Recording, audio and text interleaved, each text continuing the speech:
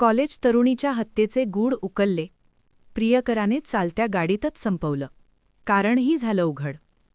Wadivare police ठाण्याच्या हद्दीतील सारूळ शिवारात आढळलेल्या अनोळखी तरुणीच्या मृतदेहाचे गूढ उकळण्यात नाशिक पोलिसांना यश आलं आहे.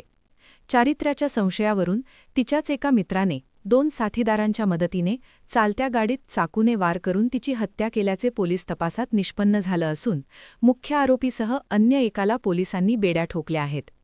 पोलिसांकडून मिळालेल्या माहितीनुसार 20 फेब्रुवारी 2026 रोजी सारूळ शिवारातील निर्जनस्थळी एका 16 वर्षीय मुलीचा मृतदेह आढळला होता.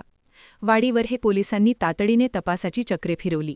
दरम्यान अकोला येथील सिव्हिल लाईन पोलीस ठाण्यात दाखल असलेल्या एका बेपत्ता मुलीच्या तक्रारीवरून मृताची ओळख पटली असून मयत तरुणी मूळची बुलढाणा जिल्ह्यातील असल्याचं निष्पन्न झालं आहे. सदर तरुणी अकोला येथे शिक्षण घेत होती. तिचा कौटुंबिक मित्र असलेला अथर्व गजाननराव देशमुख वय 19 राहा दुसरबीड याच्याशी प्रेमसंबंध होते. मात्र ती इतर मुलांशी बोलते या संशयाने अथर्वच्या मनात राग होता. याच रागातून अथर्वने आपल्या साथीदारांच्या मदतीने तिला सोबत नेले आणि चालत्या वाहनात तिच्यावर चाकूने सपासप वार करून तिची हत्या केली.